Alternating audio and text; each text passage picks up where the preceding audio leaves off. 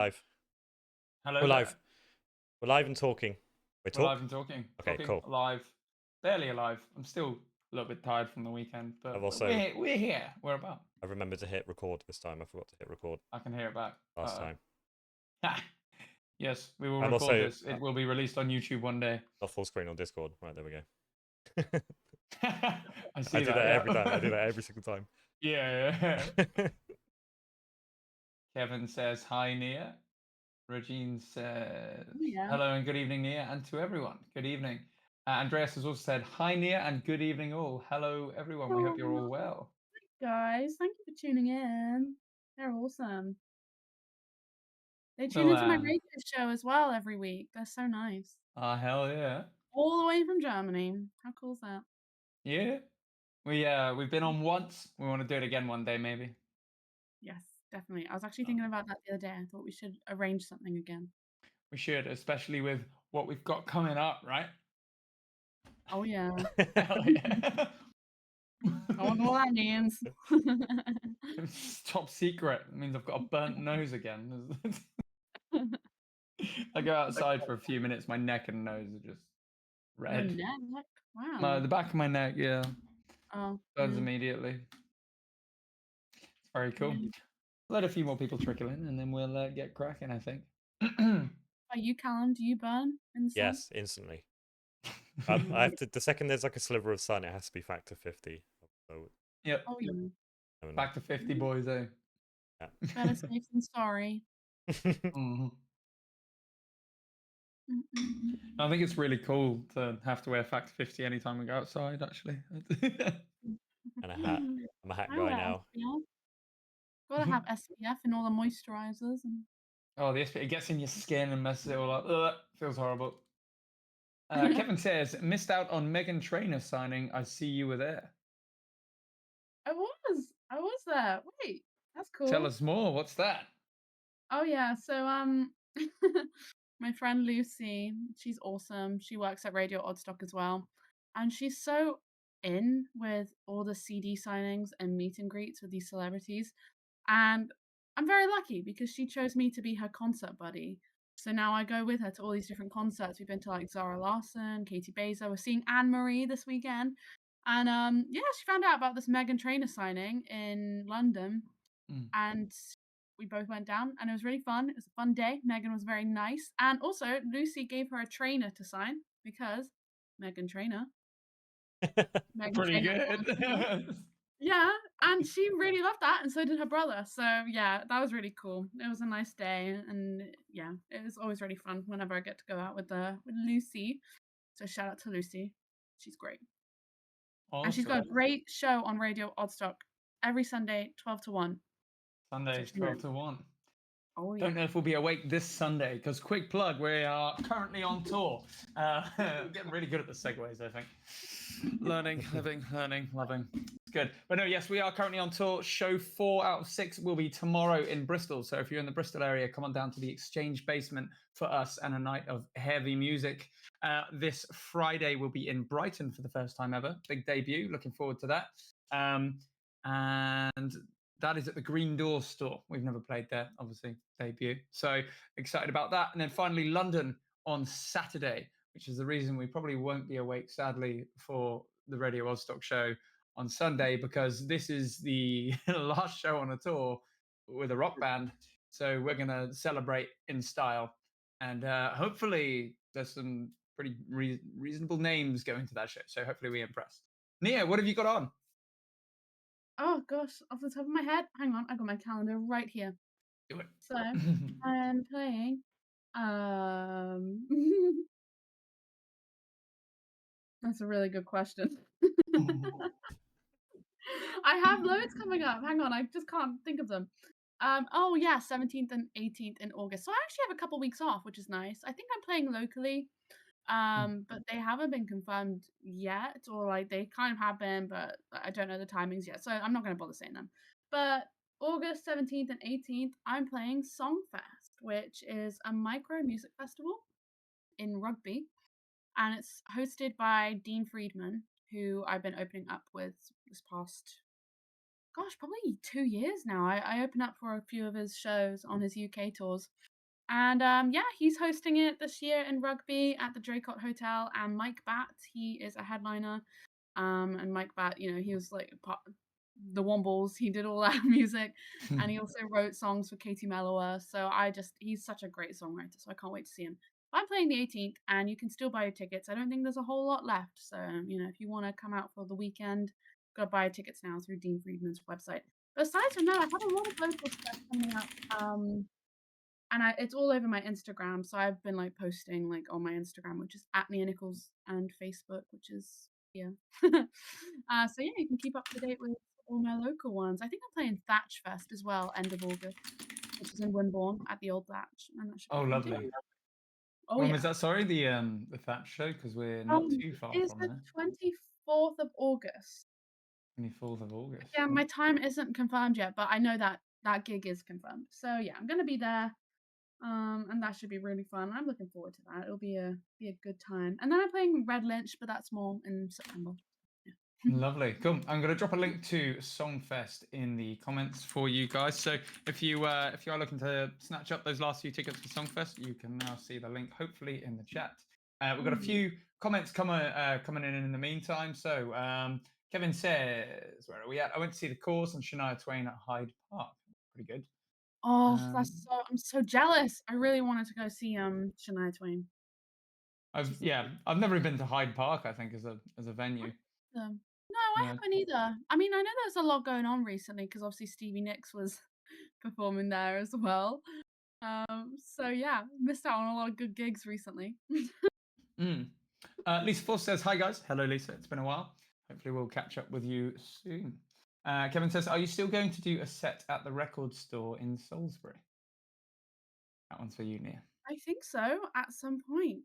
I know that there was talks of me doing one early July, but if you're not familiar with the record shop, there's a record shop in Salisbury called Vinyl Collectors and Sellers, and they've also done a collaboration with Boiler Room Records, which is based in Poole.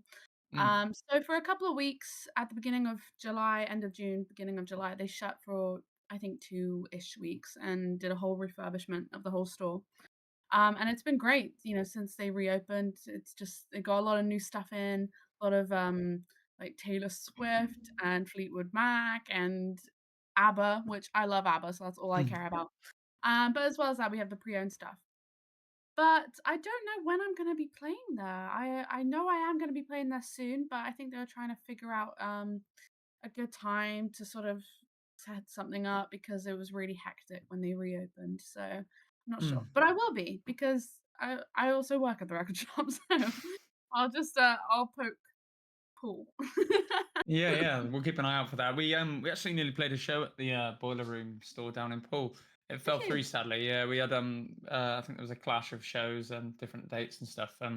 Sadly, I think we didn't get to play it in the end. But hopefully one day, if they keep it up, we'll get down there as well. It'd be cool. Yeah, that'd be really fun because I know they obviously I don't know how often they do live music at their Poole store. I think they do it maybe once. I don't know actually. I have no idea. But yeah, they were talking about doing it in Salisbury as well and expanding there. So yeah, we'll try and sort something out. Yeah, awesome. Well, we've been working on a lot of acoustic stuff, so let us know, guys. We're out and about. Somewhat. Anyway, let's have a talk. Go on, sorry, Cal. I forgot how all the acoustic ones go. Yeah, we'll have to relearn them now that we've recorded them all, but that's how it goes sometimes. I think for bass, they're exactly the same, mate, if it helps. I'm pretty sure. No, there's one of them where I don't play straight away. Ah. I think. Suspicious. Pretty good. Let's have a chat about the weekend then. So, for those of you who don't know, we were up in Yeovil. We had Nia opening the show at the Duke of York. Was that your first time in Yeovil? It was, yeah. Fun time. Yeah, it's a fun little town there. Yeah, it's really fun. Yeah, no, I had a good time. It's a nice night, and everyone was really, really lovely, and also everyone was really great at performing. So it was a good lineup. It was a really good lineup. Happy with that. Yeah. Yeah, so on that lineup we had Nia, we had a local band to the area there called Empire of One. They helped us out a lot with sound as well, so thanks for that, guys. We also had a band we're currently touring with, which is Electron. They are fantastic. If you like a maybe a heavier Linkin Park kind of sound. That's their thing. And then we were on Lust. And then a last minute show the next day in Bridgewater, which was insane. It was an insane show in the end. So really happy with that. Thank you to everyone who turned out. And again, the lineup was fantastic. We brought up a local band from Bournemouth as well, who were just fantastic. It was their second show ever, and you wouldn't know that. You would never know that. They are so tight live. And a band that we'd never met before, which were really cool, called Anti-Cases. So name your Anti-Cases on the Saturday in Bridgewater. Cheers for that, guys. And hopefully a few of the people we met there we might be seeing in Bristol. So fingers crossed. Oh yeah. That's Hell great. yeah. Yeah, it's good stuff. So you played I don't want to give too much away, but you played one or two songs that I think you hadn't released yet. Is that right? Yeah. No, I've sort of been testing them out at the moment. Mhm. Because I played a songwriter round in Yate the day before the Oval gig. And that was really fun. That was part of the coffee shop sessions. So you should check them out on Instagram and Facebook because they're trying to expand to different coffee shops across the country, which I think is really cool. And they really That's cool. support original music. So I was playing there and I played basically the same songs that I played in Yeovil. And I was just trying to like suss out what the audience thought of the unreleased stuff. However, one I've already recorded. So at this point, it's like you have to like it. Yeah. But still, it's nice to like get people's reaction and suss it out. So yeah, I'm gonna be releasing a song soon, and I've been playing it around at these different gigs. So yeah, if you come to a gig, you might hear it before it comes out. Make sure you do that. I mean, it was our first time actually getting to see you live as well, which was quite a treat, really. Thank Because you. obviously we've kind of been in each other's periphery for a while now. We've been chatting and working on some stuff, and yeah, it was really nice to actually see how you perform. I really like the way you speak in between songs. It's very personable, but it's also very fun. It's not just like I think we spoke about it on the night, but it was like for a few of us in the band, we talked about it a few times where a lot of bands and artists are very like super self-aware in the sense that they're on stage and the audience isn't, so they kind of they talk about that a bit, and I think that's starting to get Mm, a bit of an old record. But your style of self-aware is so much more enjoyable and personal than just talking about how oh it's me with a guitar kind of thing, where mm, you're actually giving personal stories behind the songs and stuff, which I think is really mm. nice. Thanks. Yeah, it's kind of I don't know. I don't really like it if I don't mind it, don't get me wrong. Like if I see people on stage and they're talking about a song they wrote about something that's happened to them. Because Mhm. obviously as songwriters, most of the songs that we all write are Yeah, about experiences we've had. So I always love it when I hear people talk about yeah, what like the backstory behind a song. But one thing I don't always like or I get tired of in the end is if someone's like really downtrodden and really sort of like, oh, this is boy, you completely broke my heart. And I yeah. get to the point where it's like, guys, come on, just like You have want a the bit of a ups and the downs, right? Like, it's like it is, yeah, it sucks, but also you got a song out of it. So it's just, make a bit of a joke because you don't want things to be too serious because then it becomes a bit like a therapy session for everyone. yeah, yeah. So I'm very self-aware of trying like not to be like that. And sometimes I know I can be a little bit too self-deprecating, but Oh, I that's don't fun. know. I would rather it go that way than me just seem too I don't want people to think I'm a sad person because I'm not. I'm a very happy person. So, No. you know. I just write songs about sad things. Good Ugh. energy to have a show, that, yeah. I'm going to Oh catch yeah. up on a few comments if you guys don't mind. So Lisa said she's looking Mm. forward to seeing us in October. And what date are we playing on in Brighton? So Brighton is Friday the 26th of July. So I'll pop that in the chat for you. Friday the 26th. And it's at the Green Door store, which we had a little look at online, and the venue looks really cool. Quite excited about that. I've been Again, there. debut in Brighton. I've You've been been there there? a while back. Yeah. Who did you go see? I saw It was during Mammoth Fest, which is like I don't think they do it anymore, but it was like a metropolitan one, and you buy like a ticket, and then they have there's free bars or free Right. venues, and you can go in and out of all of them and everything. But the Green Door store had like it was when Conjurer were just coming up. This would have been like Right. 2015, 2014, probably before that. It was crazy. I remember seeing them in there. And then I don't know, that whole Green Door store was just sludge. The whole Nice. night is just Sludge time. And you're like, what the hell is sludge? it was good. Soul Conjurer blew me away, and I've been a fan like forever. Man, that's what the rock stuff's all about. Like you see it live, it's a different experience, isn't it? I Yeah, think. yeah. Gary, hello. Mr. Gary Cox, the Pie Man.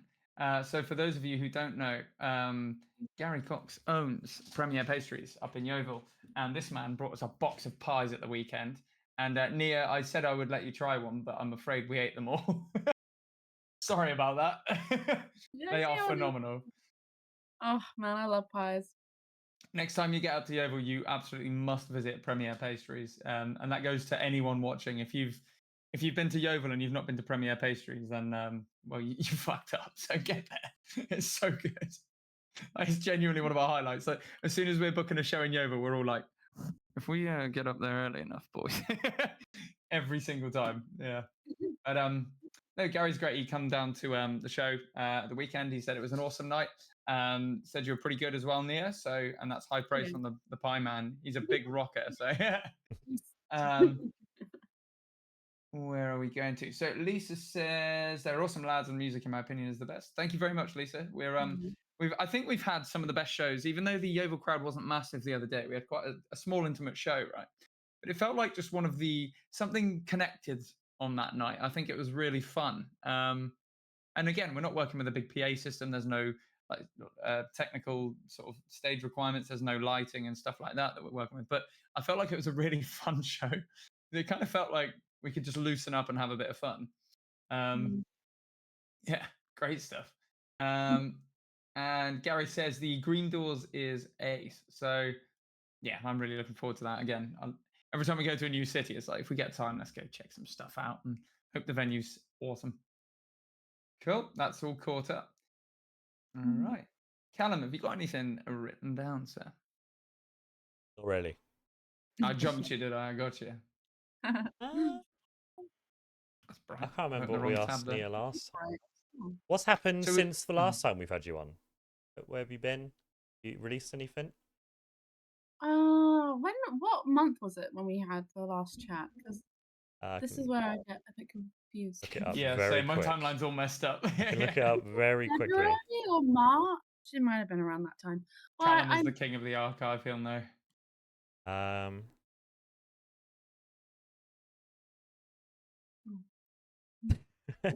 What, are you looking into the sun? What is that? It was we take bets. When you take bets, what do you think it was? Okay. I'm gonna say March. I'm gonna go April. It was March.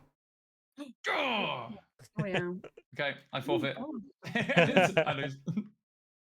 Well, since March, I have released a new song. I don't think it was released when I came on the show.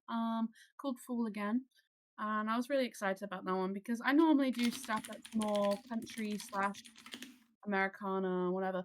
And for that song, I really wanted to go full on pop, and I wanted to try different things, and I wanted to have synths, and I wanted to have all these different like pop elements. And so I was a bit nervous about it because I thought, oh gosh, I hope it suits me. But I think it did, and I think it was a really good experiment. And it's always good to get out of your comfort zone and try something new. So released that one, and that went down pretty well. So you can find that on Spotify. Since then, what else I've been up to? I've played a few shows with Dean Friedman, who I mentioned earlier, who is running Songfest.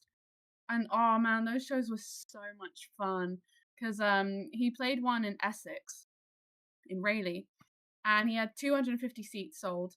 And it was just so great. So I went there, and they're just such a captive audience, you know. So they really sit and they listen, and it was so much fun. And then after that, he played in Salisbury, literally in this little out of the way place, and you would almost miss it. And you're thinking, how on earth did like Dean find this place?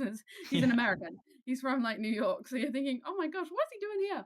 But he sold that out, 100 seats for that one, and again, that was really great. And I had my friend Dan playing with me for that, and it was just such a great night. So yeah, those two shows were really like highlights, probably since I last saw you guys. And aside from that, I've just been gigging a lot, you know, just I wouldn't call them tours or anything like that, like, you know, because you guys have a set thing that you're following and you have your lineups, whereas I'm just sort of playing little gigs here and there. But it has been so full on recently, and it's been a lot of fun. So I'm glad. It's been a busy summer. So yeah. That sounds fantastic. And I guess out of curiosity, do you tend to prefer a seated audience or a standing audience? I'd say probably with a band, I would like standing audience. But then when I'm acoustic, I prefer seated, because I guess when they're seated, they kind of listen more to you and whatever. Whereas if you're in a band and they're standing, you can like get them sort of more involved and you can interact a bit better. So yeah, it really depends on like what my lineup is. What about you guys?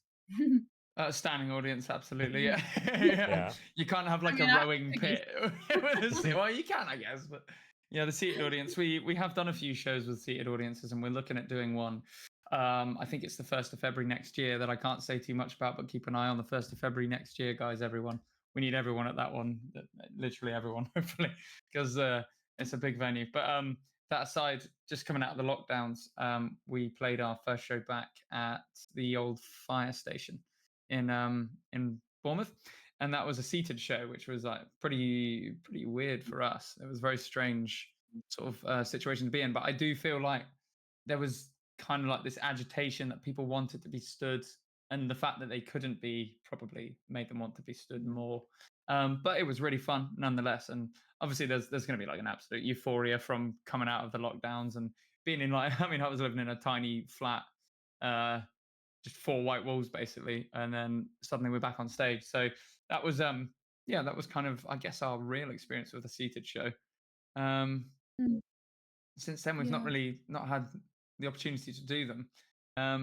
Like as a punter, like going to see rock shows and stuff. Sometimes I actually do like to be in the seated sections. I like to watch it as a because I'm kind of can't help it. I'm studying what they're up to anyway to see if there's Mm, anything I can learn from it or whatever. So yeah, sometimes the spectacle itself can be slightly deterred, I guess. Probably not the right word, but you don't see the full spectacle if you're sort of in a mosh pit or if you're in a full audience and people's arms are in the way and stuff. But up in the mm, heavens, seated, you can see everything as it's kind of meant to be. The lighting engineers have put all the work into, like all the pyrotechnic stuff looks amazing at a distance as well. Yeah, it's a real, mm. I don't know, but I think playing wise, definitely a standing audience. Yeah. Would you, No, I I get assume you that. agree, Cal. Yeah. Yeah. Yeah. I haven't been to many gigs where I'm seated. I always go standing. Hmm. I don't know if I've ever been to a seated gig ever. I was trying to think, didn't we take you to like your first big show? Yeah, the Amazing Jane. That Yes, was Blackstone Blackstone Cherry. Cherry. Yeah, That was one of the biggest arenas I've been to. I think was that one.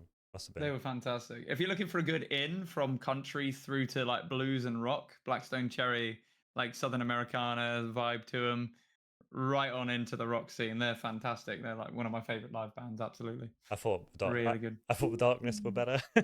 Yeah, but the Darkness were amazing They that were night. To be so fair, good. they brought so much thunder, dude. Yeah, they absolutely Yeah, that killed it. particular show, I would agree with that. To be fair, and I'm a big Blackstone Cherry fan, but the Darkness just turned up and were just insane people the whole time. Yeah, And it was fantastic. The leotards were great, dude. yeah. Well, he didn't for like the whole show, and I was a little bit upset he wasn't going to have the leotard when he had it on right at the end. Yeah.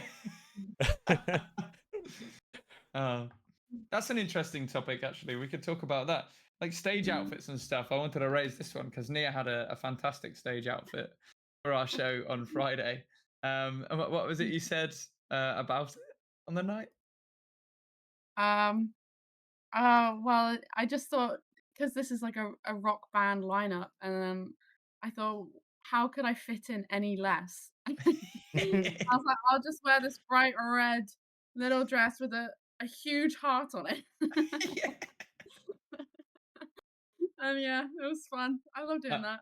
I absolutely loved that was your reasoning as well. As soon as you said that, I was like, that is fucking perfect. Well, because I've been trying to find a place to wear this dress for a really long time. I've had it like stored for months, and every time I'm about to wear it, like either my mom or whatever, like will say maybe this isn't the right venue for it, or maybe it's not the right event, maybe it's a bit too much, whatever.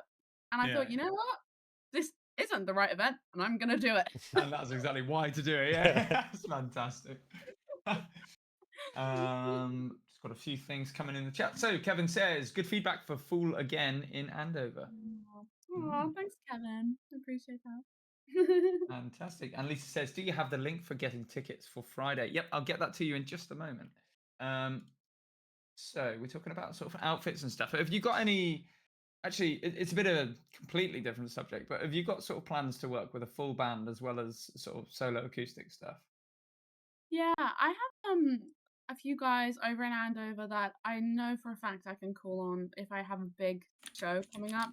They're Mm. great guys. I think the problem was like they have like their function band stuff and we're all working. So it was just hard for us to make it a regular gig thing with them. I'm sorry, can you hear that motorbike right outside my house? Can you? No, I think we're good. Oh, it's gone. It was so loud. It's right outside my window. I thought, oh, they're definitely gonna hear that. But yeah. So these guys I used to work with quite regularly in Andover, but we just had a lot of different projects going on. So it's one of those things now where if I have a big show coming up, I know I could call on them and they'd be so down because they're just like the loveliest guys. So I would love to eventually have a full band behind me again regularly, but Mm. it's I don't know. I mean, you guys know it's a lot of work to get a full band and to get everyone as pumped about it as like you are and get everyone's Mm. schedules lined up. So yeah, I don't know. I mean, well, yes, the answer is yes. I would love to Yeah. have a full lineup. It's just getting the right gigs for it as well. Because I mean, how do you guys find all these different venues that like want bands? Because I find that's a lot like that's my big issue when I have a full band. It's Mhm. finding the venues that accommodate it. Like, how did you guys go about Sure. it? Well, there's, I guess, for the rock and metal community, we're all quite close knit anyway. They're like sort of, I guess, contrary to what a lot of people might think, looking at it from the outside in, they're probably the friendliest group of people in the world, like the rock and metal lot. They all seem to really want to help each other out. So a lot of it is word of mouth. However, doing a lot of research into sort of what we call it like toilet tour venues. So if you're doing, it's considered like the lower tier of touring when you start off before you get into like the 300 to 400 cap venues. You've got the ones that are sort of 50 to 100 kind of area. And they're your toilet tour venues. So looking up, I guess, 50 to 100 cap venues across the UK, just looking into their websites, looking onto their pages, seeing what events they've had in the past, all that kind of stuff. A lot of kind of, I guess, yeah, just our own research. There are Mm, some databases that get let out to the public every now and then, but as you know, the music industry likes to keep everything super secret. So there's a bit of yeah. that going on. But Oh, I was going to bring up there's because we sort of talked about the difference in genres on this show. We try and do it quite regularly. We like to have an acoustic opening act quite a lot of the time to sort of bring people into the heavier music later throughout the night. So we did it with a few times with a good friend of ours called Ben Francis. The reason I bring him up, he not too long ago did sort of an EP release show in his hometown. I think it was Gillingham or something like this. But yeah, so it was a seated venue, theatre venue. I don't know, I guess 120 caps, something like that. Sold the place out, absolutely fantastic. But for that, he organised having a full band. So mm, yeah, making like a special thing of it, I guess, gave them a reason to put it together in the first place. And mm. then sort of, they're going to roll and continue with it here and there. But yeah, really, it's the initial, I guess, the initial putting together of it is the toughest part, isn't it? Oh, right. Yeah, I'm thinking about doing another show here in Alderholt, because a couple of Mm. years ago I did well, I was invited to play at the Village Hall in Alderholt, and so I had my full band at the time. And yeah, we did it. It was like a 2-hour show, and it was a lot of fun. Although, oh, it was a lot of stress. Yeah. It was like, oh, I don't think we didn't have an opening act, but we had two other acts come in halfway through. So I had Cool. my bassist at the time, who is also a singer-songwriter, Kez Hinton. He's awesome. He came out and did a couple songs himself, and then I came back on. And then in the second half, we had my auntie, who's also a singer-songwriter. She's from Wales. She came down, so she did a couple songs. So we kind of split it up like that. And at the time, it was really stressful, and I was really like a lot of pressure was on, about it. But looking back, I thought actually it was a really fun night and I sold that place out and I would love to do it again. So I've sort of been thinking Mm. about it for a while and like asking different musicians, do you think we should do this? So yeah, I know what you mean. It's like if you make a special thing of it and this especially if it's in like your hometown, Yeah. people want to come out, they want to support. They want to support their home artists. So yeah, it's Absolutely. It's a lot of work, but again, I mean, we sort of, for the longest time, we've been acting as our own booking agent as well. So another reason we're knowing the venues is because we're just booking our own shows a lot of the time. We've gone out on a limb a few times, though. For example, Bridgewater, which is a few hours drive from where we are. We just book a headline show there and grab two local supports, and yeah. it's gone pretty successfully in the past. So now we're starting to build up that pocket of fans there. We can sort of try and conquer the next town, you know. But yeah, I guess with that kind of thing, bringing a full band in, it does help to be able to have a good level of control over the show, doesn't it? So if you're going to do like a hometown release or something like that, if you've got, I don't know, a collection of singles together, that might be a pretty good opportunity for it. Yeah, for sure. Yeah. It's all about the organizing and promoting. Yeah, oh yeah. The laborious The task it stuff is, that but we it's all worth love. it. Yeah, we're like we talk about this every single day almost, I swear. But it's like we didn't get into music to make these fucking 10-second TikTok videos and stuff like that. I'm so sick of TikTok. I hate Oh, it so much. But I think I we're know. getting better at it. But I just want to write music and play music, man. It's so annoying. Yeah. But your TikToks are good. I enjoy watching them. Yeah, they're entertaining enough. We just sort of we go for like the early YouTube sort of kind of scuffed, weird vibe a little bit. Millennials. Yeah. Sorry, Zumo. Oh, I wasn't born with an iPhone. oh, neither was I. I'm like, oh, I wish I wasn't a Gen Z person. I'm on the edge, I think, of being a millennial. Also, I don't want to be a millennial. So there you go. Yeah, fair enough. Yeah, we're pretty I bad. want to be a boomer. Boomers sound like they have it the best, to be honest. Not to get political, but they do take all of the money. And money, as everyone knows, is just fun tokens. That's all that is for. So Mhm. Oh, yeah. I'm going to catch up on some comments before I chat too much shit. Lisa says, thank you. Yep, you're very welcome. Kevin says 200 at the Lights in Andover. Oh, So did you play yeah. a Lights show? Was it Christmas? No, I didn't, but I know the Lights Theatre kind of well, yeah, in Andover. And actually, my old band, they play that all the time. Kevin, do you know the Torn Off Strips? Because they do gigs at the Lights. That's what it's called, the Lights, every year, and they always sell it out. So I'm curious if you have heard of the Torn Off Strips. But yeah, I'd love to play that. It's worth trying to. I mean, what kind of style are they? I don't know. I think it's kind of anything really. It's just a live music. It's kind of like the Lighthouse, I think. You know, it's sort of Nice. that. Like they'll just do anything really, anything music related, creative, whatever. I don't know a whole lot about it, but yeah, no, I've been talking to people who work there before, and I think they'd like to try and squeeze me in at some point. So yeah, we will see. Maybe this year. Yeah, fingers crossed. Have you done the Live and Unheard shows at the Lighthouse yet? No, I because a few years ago Matt tried to expand it into London, Live and Unheard. So I have played a Live and Unheard, just not at the Lighthouse. I played it in Okay. London, but I really want to play at the Lighthouse.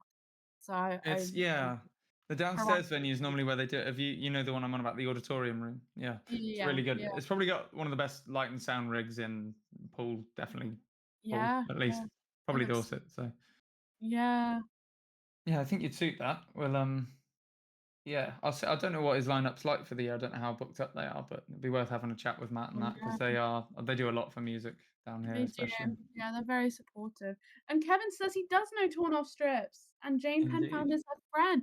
Yeah, Dave. So Jane is Dave's wife, and Dave is the drummer of Torn Off Strips. And they used to be my band. Oh, nice. Okay. Yeah, it's cool. So that's what I mean. They do a lot of their own gigs as a band. So they're very busy, very booked up, very in demand. So yeah, they're That's cool. awesome. They're such a Get good yourself band. on an opener. Yeah, I think I mean, I think they were thinking about that at one point, so we'll see what happens. But yeah, they're awesome. Fingers Such a good band. So good. Torn Off Strips. I'll have a look at those later this evening. There we go. That's Just so making cool. notes. Sorry, guys. I got to catch up with the comments as we go. So Gary says, check out the King Arthur in Glastonbury. Yeah, I've heard a lot about the King Arthur. We're yet to play there. We've been meaning to try and get a show there for quite a while, and same for you then. I think they do quite a good variation of music. Oh, that'd be cool. King Arthur Glastonbury venue. So, oh yeah, that looks cool. That looks really cool. Nice stage and everything. Yeah, it might be worth having a look at that one. 130 capacity. That's about right, isn't it? Oh, thank you for the suggestion. Yeah, cheers for that. We'll have a look at that. Marie's entered the chat. She says, Rock Beats Cancer has always opened up with an acoustic act. It's such a good idea. Yeah, I agree. I think I think it's really nice to have a good level of variation throughout the evening as well. I think obviously a lot of people will go to niche shows and look for, I guess, like really specific kinds of music. But I think where we're at the moment with the scale of our acts and like a lot of the bands that we play with and stuff, I think it's really nice to have a good sort of showcase of different styles because obviously where people aren't going to necessarily know the songs, they're not going to be singing along to every song. It's probably quite nice for them to hear a different, at least a variation within a genre, or at least, or even a wider variation of songs throughout the night. I think that tends to be a bit of a selling point for me. Obviously, that does kind of expose sort of acoustic country fans to rock and vice versa. But hopefully, they kind of get the idea then, because I don't know what you thought, Nia, but the lineup on Friday was pretty varied. We had yourself on acoustic, followed by like an American hardcore band, and then I'd say electronic, kind of like, what would you say, like post-hardcore? I guess it's kind of similar New to the metal. hardcore stuff. Very new metal-y, very Yeah. sort of Linkin Park. And then I don't know what we are. I think we try and do a bit of everything in the rock side of things. I don't know what we are. We're alternative rock. Okay. Louder's not that alternative. That's Well, it is. Yeah. A little bit alternative rock. It's not this rock, it's this rock. Yeah. It's a different rock. Yeah. No, I don't really know how to pigeonhole what we do. It's a difficult one. It's very difficult for marketing. Yeah, I just say alternative. But it's just such a funny alternative genre, isn't it, really? Yeah. It could literally mean anything. Yeah, it could literally mean anything. I call myself alternative. I think the vibe, the aesthetic and the vibe is different to the genre. Yeah, you can have like the alternative, because it's like alternative look, like fashion and everything, isn't it? Yeah. But what's that is, nowadays? Like, to against societal norm, innit? You know. Yeah. Well, societal norms are changing all the time. Like, I've found out you Zoomers are all wearing baggy trousers again, and skinny jeans are now not good again. I'm very upset about it. Yeah, skinny jeans aren't it. Skinny jeans are great if you've got if you go to the gym, they're probably better than baggy jeans, surely. But spray-ons, though, spray-ons were never cool. I don't, right? Because there's skinny jeans, and then there's the ones I gave Callum because they were too tight. They're spray-ons. I was missold PPI on that one. You don't want the spray-ons there. Unless, I mean, not on me anyway. It's too tight. For me, I like flares. Should wear flares. Flares. Oh my god, yeah, because flares came back in as well, didn't they? You should so wear some flared trousers at one of your shows. Sparkly. When it makes sense, I definitely will. There'll be a reason to do it at some point. Yeah. Our styles make sense according to the themes that we're playing with at the time. So at the moment, it's kind of like, it looks a bit industrial, but also a bit showy. So cool. Yeah, but flares will I'll probably end up in flares at some point, just for a show. I need to know what they feel like. They look like they feel uncomfortable, but I bet they're not. No, they're so comfortable. They're kind of like yoga. They call them like yoga pants, you know. Why? I think I'd just be flapping the flare bit about constantly. It depends on the material that I think you buy, but I think flared trousers, they're meant to be like stretchy. So you like, people would go to like yoga and wear them because they're stretchy, but they're comfortable and they look nice. So yeah, they're comfortable. They're like stretchy and nice.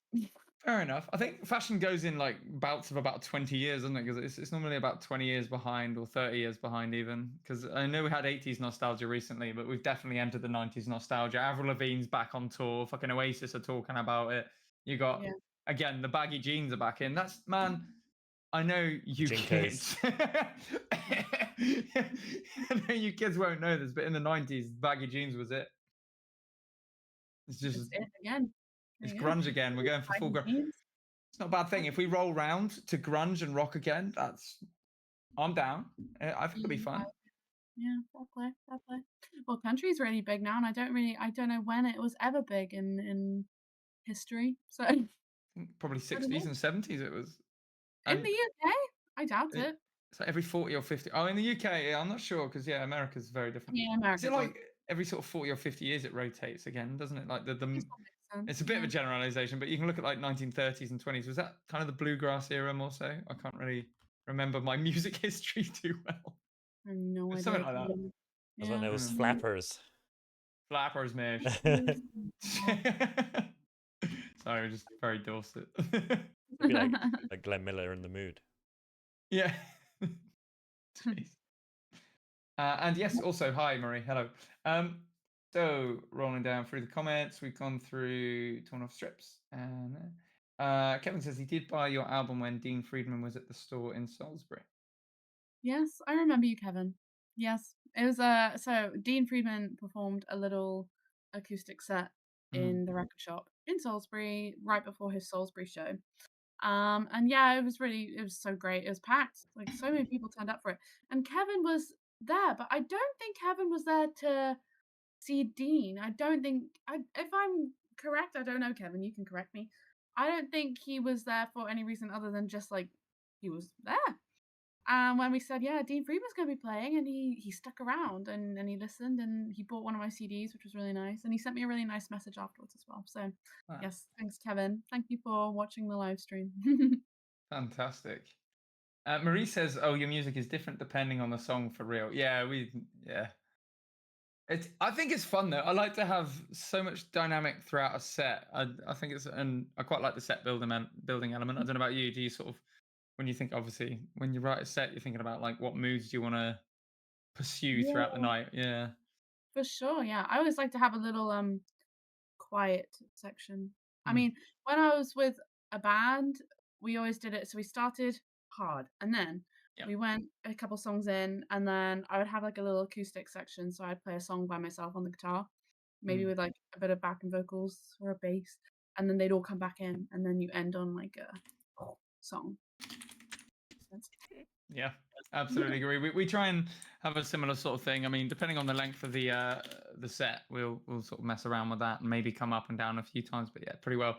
Start off with hype, end with hype, but somewhere in between, you got to do something. Yeah, some dynamic-y Variation. stuff. As you know, as on Friday we had you up to sing with us, which was Oh yeah. absolutely fantastic.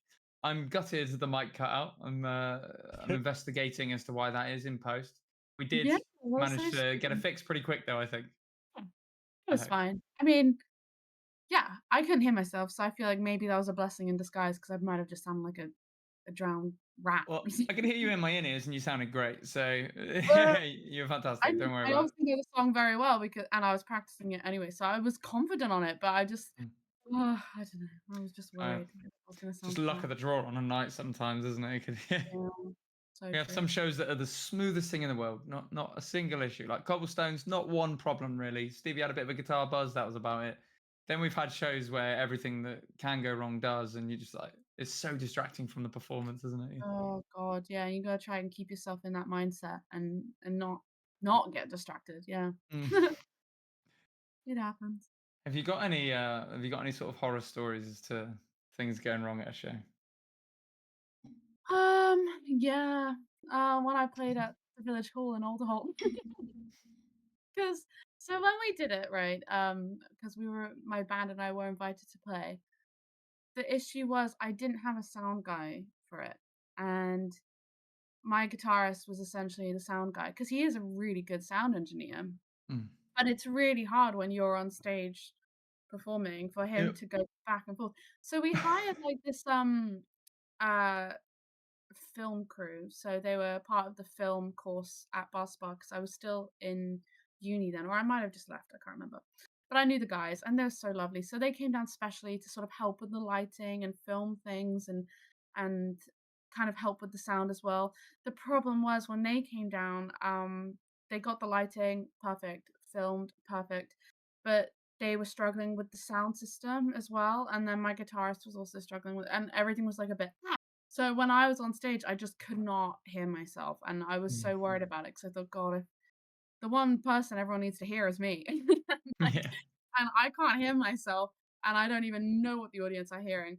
And it was just a really hard gig to organize because it was just everyone was very supportive. Like, my sound Mm. guy slash guitarist, he tried his best, and the film crew from Bath, they were amazing.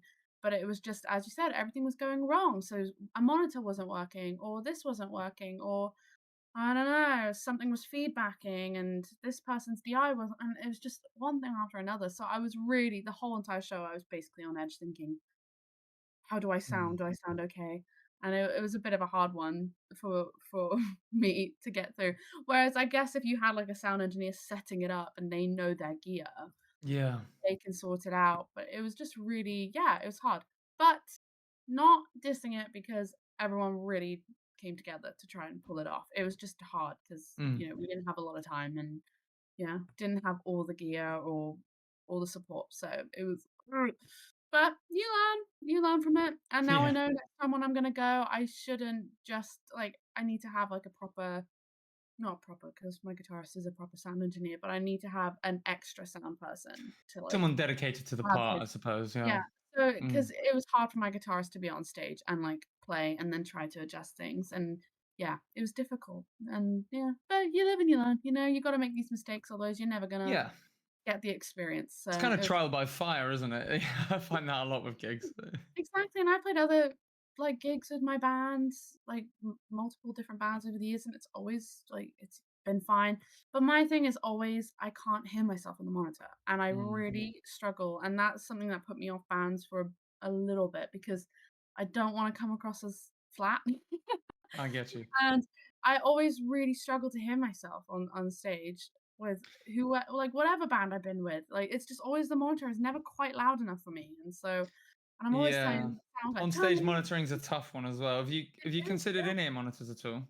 I actually do have them, but I You do? haven't used them yet because I got them after my band and I kind of went our separate ways with it. So I haven't Yeah. tried them yet, but I do have them. So I'm definitely gonna use them when I have a Well, band gig. do you know what? I'll say, I won't say what we're gonna do, but hopefully, if you're coming down to the show on Halloween, might be worth bringing them with you. We can give them a go.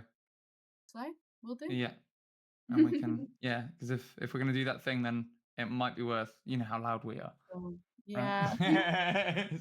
I know, and I don't wanna mess it up for other people, and You yeah, are. it's always hard for me to hear back at a Well, band it's gig. always as a singer, especially if you can't hear yourself. Like I see a lot of people do the thing where they like push into just next to Yeah, their ear to work out what the pitch feels like, but yeah. not being able to hear yourself's the worst thing. And then you'll push it, and then you'll bust your throat up, and you don't want to do that. So yeah, in-ear Oh, monitoring is the way. I have another real bad horror story, and this Yeah. is actually a horror story because this was there was no support, and I'm gonna say this because it's been years, so I'm not allowed to. The dust But has settled. I just have to. But no, like also again, it's a learning experience. So if anyone who's an upcoming artist or just started with the band, like it might help them in some way. But yeah, I was playing at my uni final gig. And so this was like 2021, so a few years ago. Mm, And the whole gist of this final gig was that it was our final performance in uni, full stop, final assessment, and it was the biggie. And it was set in Comedia in Bath. And Comedia is a great venue. They've got like I don't know if I'd call it a theatre. Maybe it is a theatre, but they've got a great stage and like a great space. And they turn it into a club every weekend. So there's a lot of like, space for people to dance. And it's just a really nice venue. So anyway, that's where our final assessment was going to be taking place. So I had my band who played with me at the village hall here. And we were all so excited for it because it's such mm, a cool gig. And none of us had to worry about sound because, well, it was going to be run by other guys from Comedia. mm. I don't know who, if they actually worked there or not, but yeah, it was all meant to be planned, and I went for a couple of meetings beforehand because you were meant to talk about what you wanted lighting wise, and well, I guess sound wise, but really that had to be done on the go. Yeah. And I discussed everything I wanted with my lighting, and we only had about 3-4 songs to play in our sets, and it was bands all evening. And I go on, and they did not get my lighting. They just kept an orange light on me the entire time. They didn't turn it into anything that was at all flattering. Mm. And the sound, none of us on stage could hear each other. My monitor was out, literally, no vocals coming through it. Shit. Yeah. And it was a nightmare. And I was thinking, you know what? I'm gonna have to go for it and belt and just go for it. And I'm gonna sound awful, but I have to carry on because this is Mm. part of my assessment. My guitarist couldn't hear each other, my drummer couldn't hear any of us. It was just a nightmare. And we got through it, but I was furious. And so Mm. I like reported everyone I could. Yeah. Well, I was a especially when bit of you're a marked on it as well. You know what I mean? Like, yeah. Well, that yeah. was my issue because I don't know who was in charge of the lighting. I don't know who was in charge of the sound. If that was like another student thing. I had no idea. But either way, I was really annoyed at my teachers and I was really annoyed at everyone because we were the first night out of 3 nights for the assessments. And the second and third night, everything went smoothly for everyone. Everyone's sound was perfect. Everyone's lighting was perfect. But the first night, all of us bands just suffered. And I just thought that was so unfair. And I didn't get a very great mark. And I was so angry about it. And I did try to appeal it. Can't But blame how you. could I appeal it? Because I sounded flat and my lighting was awful and my sound was awful and it was just really hard. So that was a horror story and that really like oh, that was a stressful one. So we were more prepared for the Village Hall gig because we had learned from this. However, then you learn from that next time. Yeah. But Do you know, yeah, I had a my similar band was experience at uni, to be fair, like, because I did drum performance at university, and one of the issues was they hadn't really balanced like who was there that year. So it was like there was a shortage of singers, shortage of drummers and bass players. So I was doing about 3 or 4 people's different assessments. And then when it came to doing my yeah. own, no singer, so I just had to do an instrumental set, which for some reason gets me marked down. Oh, okay, right. As the drummer, that's so important. But then when we signed up to the university, we were told, oh, you'll play it in this big venue that's just around the corner from the university and stuff. Ended up being in a bloody classroom to about 5 different people. And it was just like, man. But ever since then, I've been like, all right, gigs are kind of easy compared to what we went through there. Because I could play to 5 people now and ideally make it feel like 500 to them. You know, never going to feel like that to Yeah. us, we see it, but it will feel more personal. It will feel like an actual performance. But then it was just like 5 teachers just sat in a row, like making notes and shit. I was like, they were talking about different things you could do on the performance. I was like, okay, so I did some like stick tricks, for example. I did some spinning of the sticks and stuff. That's not enough, apparently. Yeah. You're like, well, what are you meant to do? We haven't got a front man to interact with or anything like that. It was like, I don't. Making music academic is the most insane proposition. I see what they tried to do, and I just thought, man, it was crap. It was a crap experience, to be honest. We got unlucky the year we were there. There was a change of management going on, and then all the practice rooms flooded because they built them underground next to a river. That's not smart. That was good. But luckily, we were on top of one of the best Weatherspoons in the UK, so lunch was good. Lunch was good every day. It was liquid. Highlight. Yeah.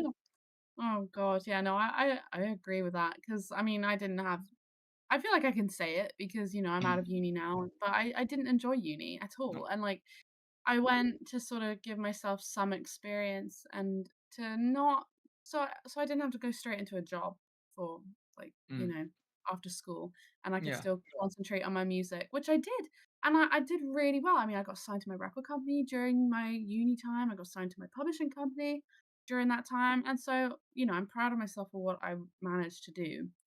And yeah, we had COVID that came during my second year, and that Oh, shit. really threw a spanner in the works, as you can imagine. I can't believe they still charged you guys for that year, man.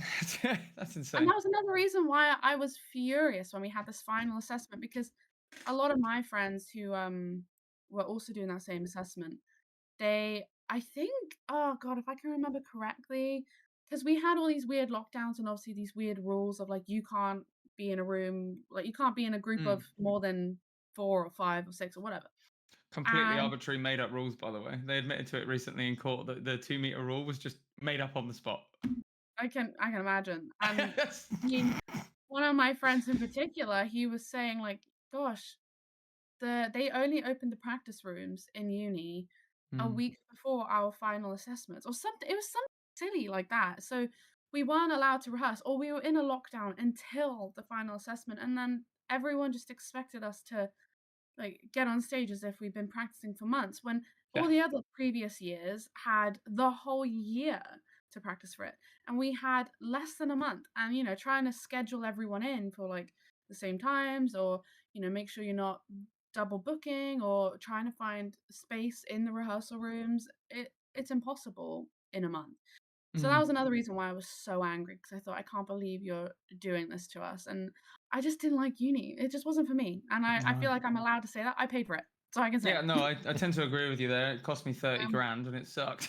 It's just like, yeah. cheers. It really did. I mean, I'm sure for like the academic courses. You know, it's a different Yeah. thing. It's so different. But creative, I mean, for example, I had a songwriting module in my first year. I got one of the lowest grades out of my whole year group. The lowest grade. And one of the songs they graded me on came second place in a national songwriting competition. So I Yeah. thought, all right.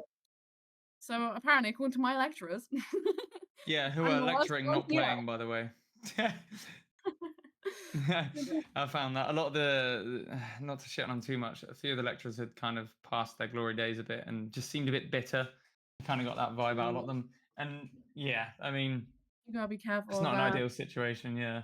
No. But that being said, trying to put a positive spin on it, I made my best friends there who, like, I can't imagine a life without now. Yeah. And also, I learned a lot about band members and what it's like to run a band and to be a band leader. And Mm. I was frustrated a lot of the time and upset or like disappointed with myself or with the course. But I learned from it, and I might not have had that same experience so young if I had True. not gone to uni. So, you know, Yeah, it's no, absolutely. it There's is always a what it positive is. spin, isn't there? Like I'd Was say, it worth that much money? No. But I would always say to budding musicians, like just practice your craft and try and just get real life experience from it.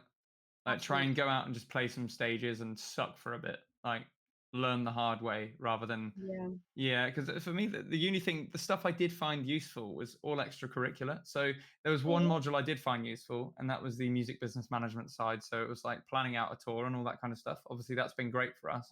We can plan out a tour, and it costs us.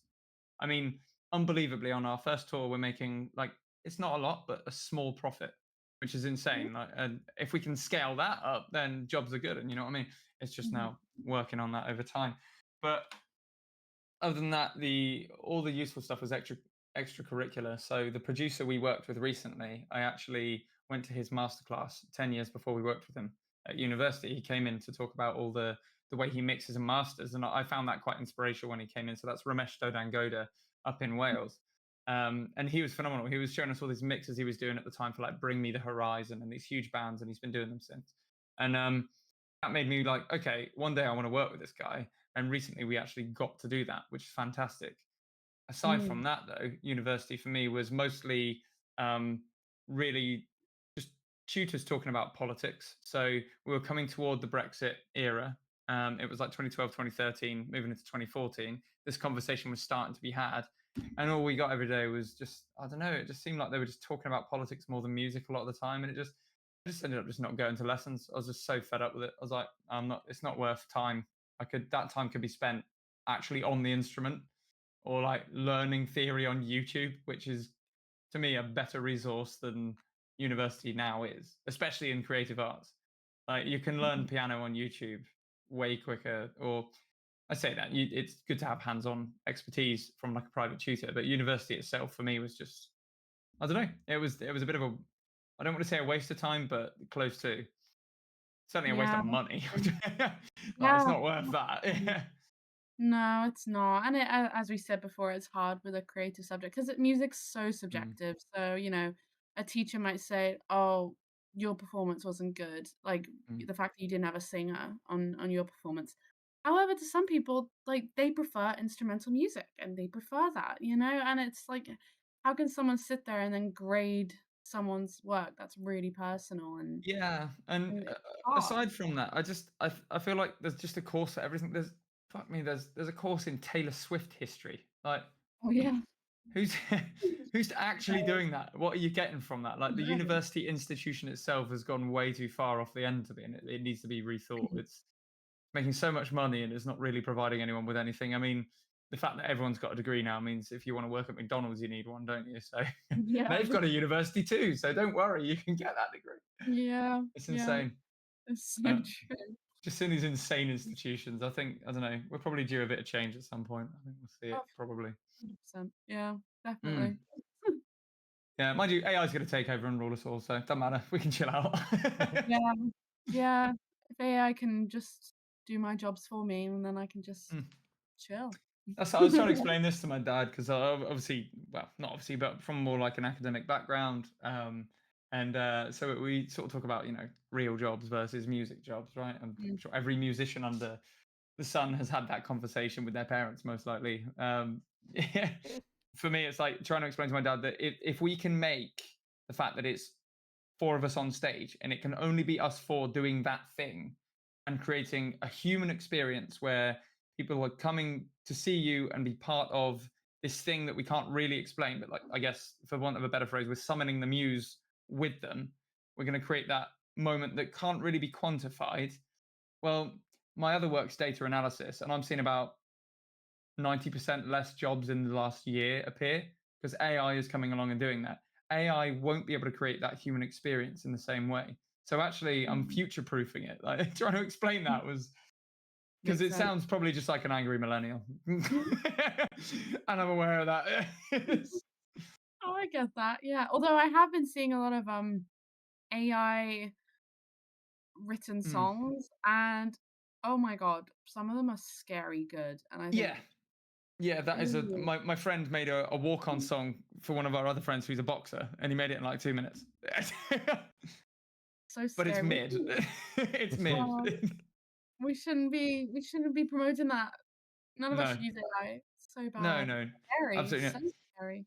And the thing with it, again, it's AI is going to go so far, but it's never going to be able to recreate, I think, the human experience of a live performance. That's the bit I'm really focused on. And that's where the money is in the music industry now, anyways. It's in merch sales and it's in live performances. You're not getting anything out of, I mean, what is it? 0.00001p or something per stream on Spotify. So we're never going to pay out from fucking Spotify. Never. So yeah, I do a bit of concern around where sync goes. Publishing might lose a lot of sort of real people. I don't know what else to call us. Yeah. Not AI. Not AI. Yeah. I Yeah. know. It's kind of, yeah, it's sad. Like, ooh, But in AI. 10 years, what does it look like? If we haven't all blown Yeah. up, what does it look like? I'm under the impression we're probably not just going to have like regular desk jobs at all. They won't exist. We're going to have like just some kind of circular economy. It's going to be insane. And the performers will be the ones left, I think, because people Maybe. will be bored and looking for shit. Well, I think like a lot of people do hybrid work now. So since Oh, I do, COVID, yeah. Fully remote. half yeah, and so it's like, oh, we might become more isolated in that way in 10 years. Yeah, who knows? But do you remember how hungry people were when the lockdowns finished? Do you remember that first show back? Yeah, Pretty true. intense. But now I'd rather go back in. Like, No, people I irritate couldn't do me it. so much. I just want to be in my little hole now. Put me back in my bubble. Except for gigs. I like the gigs. Let's keep the Yeah. gigs, and everything else could just be back. Yeah. Send Well, me back I in. mean, what we're looking at there really is you just want gigs to pay for you to chill out. You don't want to have to work. Yeah, maybe that's Gigs what it don't is. feel like work. I mean, they do a bit when you're loading in and loading out and there's tech issues, but the actual performance, like, it's not even real time, is it? Because 30 minutes, a 30-minute set, you blink and it's gone. You just don't know what the hell's gone on there, but it's been Yeah. fun. True. Yeah, it does Yeah. go really fast, to be fair. Yeah, maybe that's just what I need. It's just I need a big old massive gig, and then I never have to work. And just Yeah. keep gigging. You're up on PRS and everything, yeah? Mhm. Good. You know the tricks. Yes. Oh yeah. PRF. We need the other one. We need PPL. I haven't got that yet. Oh, I don't have PPM. Oh wait, no. No, I don't know. Never mind. I'm not talking. I won't I'm not say sure. things. Might get Yeah, in trouble. PRS is good though. Hey. Cool. Yeah. All right, guys. This has been a good chat. I think if you're up for it, we'll wrap it up. We've gone over the hour mark already. So Aw. I'll just quickly wrap up a few comments. So Kevin said, a friend of mine played at the Lights last week. A local band called No Way Out was a good show. Ooh, nice. Cool. No Way Out. Fantastic. Again, if they're ever looking for supports, near Regional One, we're around. Oh yeah. I love a good trip to Andover. I've been up a few times for work. It's quite good. Yeah. It's not far. It's just quite an easy drive, you know. It's all right. Yeah, it is an easy drive. Gary said he was off to bed. Good night. That was 22 minutes ago. I did say good night to him already. So good night. If you watch this back, Gary will miss you. Your pies, they put me to sleep. I have the best dreams on your pies, sir. It was so good. All right, he does it. All right, I'm going to have to just quickly segue. Right. Pies. The best pie, I think, that he does, or one of the favorites that he's given us recently, is a breakfast pie that has hash browns baked into the top of it. Oh, It's like beans and bacon and sausage in there. It's so good, man. Premier Yeah. Pastries. Mm. Yeovil. Anyone there, go there. Oh, Kevin also said he was there to see Dean Friedman and was a nice bonus to meet you and purchase your album too. Still play it in the car. Oh, nice. Okay, that's cool. I wasn't sure if you were like just there on a day out or if you were there to see Dino, but yeah, that's so cool. Thank you. I'm glad you still have a CD player in your car. So that's awesome. I feel like cars are probably the most common place to get music played. I still do. Oh Anyone who yeah. travels is, yeah. I mean, we also do stand-up comedy in the car, but music. Oh, yeah. But like I don't have a CD player in my car, so everything's through the aux. It's a Zoomer thing. It's fine. I don't want a CD. When I got my car a couple of years ago, I was like, oh yeah, well, because it was a new car. I had a car before that, and I always had Tapestry by Carole King and Super Trooper by ABBA in the car. And I took these CDs and I took it to my new car, and I was like, "Where's the CD player?"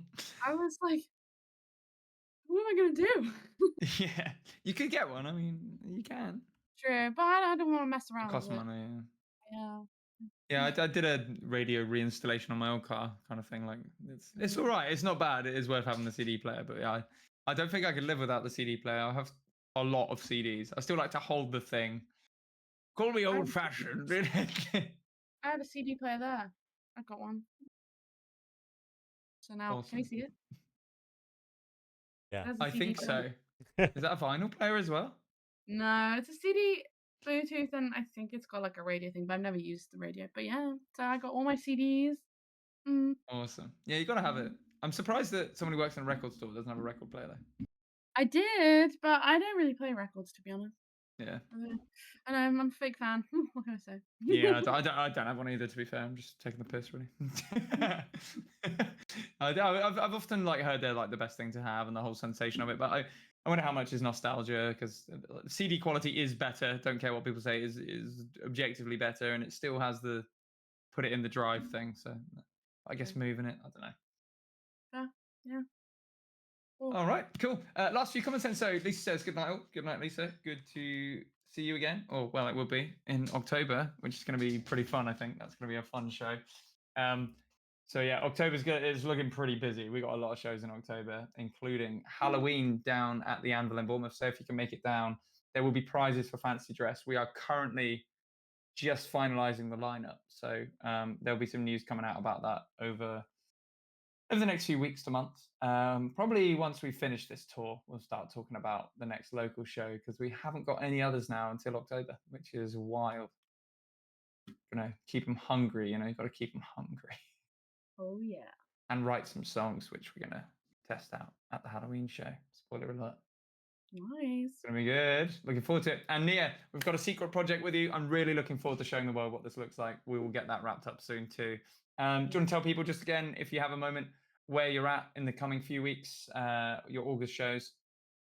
Yes, yeah. So I have the biggie is August 17th and 18th. I'm playing the 18th at Songfest in Rugby. That's with Dean Friedman and Mike Batt. What else am I doing? Oh, I'm playing at Thatch Fest at the Old Thatch in Wimborne, August 24th. I'm also playing the Crafts Fair in Christchurch. Oh wait, no, Castle Point. Castle Point. And that's the 31st of August. Yeah. Time is to be confirmed. And then I'm playing at the King's Head in Redlinch in September, early September. So yeah, quite a lot of stuff coming up. But you can find me on Instagram and Facebook, and it'll have all my gig dates as well. Awesome. Yeah, guys, please do go follow Nia. Show as much support as you can. She's fantastic. We've finally got to see her live. It was wonderful. And look forward to doing it again sometime soon, hopefully. And let us know when you get a band involved. I want to see that. I'm very excited about that. Will do. I want to see how those songs sound with a bit of weight behind them. That's so cool. They sound so much like rockier and less country, but more rock, and it's kind of cool. Like I don't know, not your kind of rock, but like no, absolutely. Like the lighter one. That sounds great. So hopefully we'll get to see that, guys. If you are fans of Regional One, we are in Bristol tomorrow night. Can't wait to be inside you, Bristol. Then on Friday, we're going to go to Brighton for the Green Door store. And Saturday, the big one. We need as many people there as possible from wherever you are. If you can get there, please do come down to London. It's also an industry showcase as well as a live performance. So we've got record label representatives there that we need to impress. So if you can make it down and exaggerate your excitement for us, let's do it. Anyway, thank you guys so much for watching. Thank you for tuning in. And if you're watching from the future, then hello from the past. We appreciate you. And Nia, thank you so much for coming on again. It's been a pleasure. We'll have you back sometime. And I can't wait to show the world what we've been up to. Thanks for having me. Appreciate it. You're always welcome. Guys, we'll see you later. Thank you. Bye. Bye. Bye. Yes. I think it's done. No, that was a good one. That was good. We had concurrent viewers all the way through. That was nice. Yeah, nice. Awesome. Yeah, thanks again for having me. Appreciate Hey, it. you're very welcome. That's a good one. It was nice. It's cool. The first one, you kind of have to go through all the basic shit, and then you just chat. After that, it's nice and easy. It's just I feel like the conversation feels more natural on the second run. You know what I mean? Next one will be even easier if you want to do it again. So Yeah, sounds good. And yeah, we should try and organize something for you guys to come back to Oddstock. That'd be yes, fun. let's do that. That'd be cool. Maybe when we do Chosen, we can debut it on Oddstock. That'd be cool. Yeah. I'll see if I can Sounds get some good. violin bits done. I've got a new mix back for it. So